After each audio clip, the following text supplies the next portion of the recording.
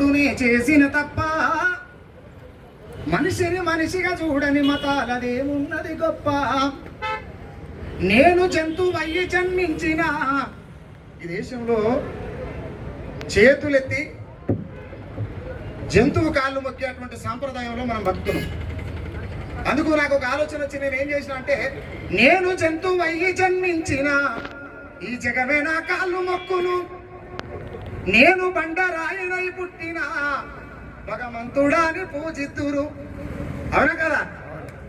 భారతదేశంలో మనువాదం అంతులేని కులగచ్చిమయం, భారతదేశంలో పుట్టుడునే చేసిన తప్ప మనిషిని మనిషిగా చూడని కులాలదేమున్నది గొప్ప.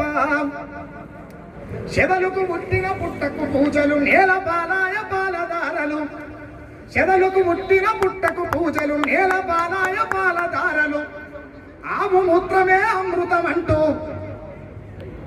ఈ మనుధర్మశాస్త్రం ఈ కుల వ్యవస్థ ఏం చెప్తున్నది? ఆవు మూత్రమే అమృతం అంటూ ఉచ్చకు దోసిలి దాపే కొందరు, మైల పట్టిన జాతులు నీటిని ముట్టిన పాపమేనని కర్కశంగా నరికి సంపుతూ కత్తుల దాహం తీర్చుతున్నారు. ఇది వాస్తవం అయితే సపోర్ట్లు కూడా నిమ్మలంగా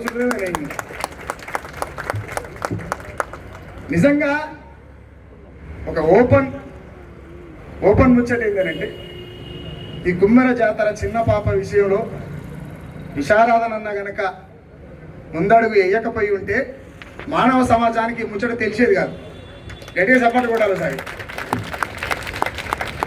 ఎందుకు అనంటే, ఈ తెలంగాణలో ఉన్నటువంటి వాళ్ళు కొన్ని కుల సంఘాలు, కొన్ని మత సంఘాలు, కొన్ని ప్రజా సంఘాలు, కొన్ని ఉద్యమ సంఘాలు, కొన్ని పార్టీ సంఘాలు, ప్రతిపక్షాలు, ఓట్ల అవసరం ఉన్నటువంటి నాయకులు ఏ ఎండగా గొడుగు పట్టేటువంటి నాయకత్వాన్ని నేర్చుకుని ఉన్నారు. బాగా ముఖ్యంగా ఏమంటే బాగా బెగ్గింగ్ చేయడం అలవాటు చేసుకున్నారు, అఫీషియల్ బెగ్గింగ్ చేయడం అలవాటు చేసుకున్నారు. ఇక వాస్తవాల కోసం ఓట్లాడుతాడు కూడా. ఒక లీడర్ వచ్చినట్టు ఇంకో లీడర్ రాడు, ఆ లీడర్ వచ్చినట్టు ఈ లీడర్ రాడు, ఈ లీడర్ వచ్చినట్టు ఆ లీడర్ రాడు. మరి ఈ లీడర్ ఆ లీడర్ కలిసి ఎవరి కోసం లీడర్ రాయో అది అర్థం కాదు. అయితే ప్రజలు చచ్చిపోతున్నారు ఆయన అంటే ఎవడు సపోర్ట్ చేయడు. నేను అందుకని ఏమనంటే, ఈ దొర అహంకారం, రెడ్డి అహంకారం, ఎలమ అహంకారం, ఈ మతంలో ఉన్నటువంటి అహంకారం, కులంలో ఉన్నటువంటి అహంకారం ఈరోజు పుట్టింది కాదు, ఈరోజు పోయేది కాదు.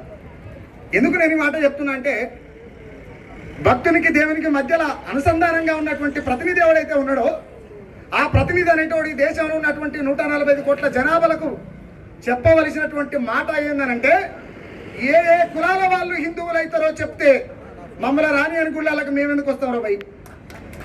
ఏ ఏ కులాల హిందువులో చెప్పురి బిడ్డ, మీ ప్రతినిధులు ఉన్నాడో మీకు ఏ పడతా ముందో చెప్పురి. రెండోటి, నేను ప్రజలకు కూడా ఒక మాట ఏమంటా అంటే, మనల మనసులనే కాదనంటే, మీరు మైల పట్టిన వాళ్ళు, మీరు అంటరాని వాళ్ళు, మీరు సాకల వాళ్ళు, మీరు బట్టలు ఉతకాలి, మీరు మైల పట్టిన బట్టలు తీసుకపోయి సాఫ్ చేసి తీసుకొచ్చేయాలి, నువ్వు గొర్రెలు పోయాలి, నువ్వు గొర్రెలు కాయాలి, నువ్వు తాళ్ళు ఎక్కాలి, నువ్వు పండ్లు తెంపాలి, ఒకటి చేపలు పట్టాలి. ఇలాంటి పనికి మళ్ళీ పనులు కలిగినటువంటి బానిస కులవృత్తులు మనల్ని నెట్టేసి వాడు మాత్రం రాజ్యాన్ని పరిపాలిస్తూ మనం కళ్ళాపలిచ్చి చూస్తుంటాం. కాబట్టి నేనేమంటే, ఈ బానిసత్వంతో కూడుకున్నటువంటి ఈ పనులు మాకొద్దు. ఏ ఏ కులాల వాళ్ళు హిందువులనే లెక్క తెలిస్తే ఇలాంటి ఉద్యమాలకు తావుండదు. అప్పుడు లెక్క తేల్చాల్సిందే క్లియర్గా. ఇంకోటి ఏంటంటే, ప్రజలకు చెప్పాల్సినటువంటి అవసరం ఏంది? మనని రాణి అనేటువంటి గుడికి పోయి మనం మొక్కేది ఎందుకు, మనతో తన్నులు పడేది ఎందుకు? మనది మనం కూడా ప్రశ్న చేసుకోవాలన్నా. అంటే నేను ఏదో మీద మీద మాట్లాడిపోతాను రాలే. నేనేమంటున్నంటే, నన్ను రాని అని ఇంట్లోకి నేనేందుకు పోతా? కాబట్టి నేనేమంటున్నంటే, అది గుర్తే లేకపోతే మనం బతుకున్నట్టు ఎట్లా? అది ఖచ్చితంగా మనిషి గుర్తుండాల్సిందే, అది గుర్తుపెట్టుకోవాల్సిందే. కాబట్టి ముఖ్యంగా తెలంగాణలో రేపు ఈ తెలంగాణ నుంచి మొదలైతే ఈ భారతదేశంలో 29 రాష్ట్రాలలో రేపు జరగబోయేది ఏంటి అంటే, ఒక ఆడబిడ్డ పట్టపగలు ఇట్లా నడుచుకుంటూ పోతుంటే ఒంటి నిండా సాంప్రదాయబద్ధంగా, అదే హిందూ సాంప్రదాయం అయినప్పటికీ కూడా ఒంటి నిండా బట్టలు కప్పుకొని పోతుంటే ఆ తల్లి బట్టలిప్పి నగ్నంగా ఊరేగించేటువంటి దౌర్భాగ్యమైనటువంటి సందర్భాన్ని మనం రేపు చూడబోతున్నాం. మనం నిద్రల నుంచి లేవకపోతే మాత్రం రేపు మన బిడ్డలు అమానుషంగా కనబడతారు. ఇది ఖచ్చితంగా గుర్తుపెట్టుకోవాలి. ఇలాంటి పెద్ద ఉద్యమాన్ని శ్రీకారం చుట్టినటువంటి విశారదన్నకు, విశారదనకు తోడుకున్నటువంటి వాళ్ళకి, ఇక్కడ వచ్చినటువంటి వాళ్ళకి అందరికీ కూడా ఉద్యమాభి వందనాలు తెలియజేస్తూ ముగిస్తా ఉన్నాం.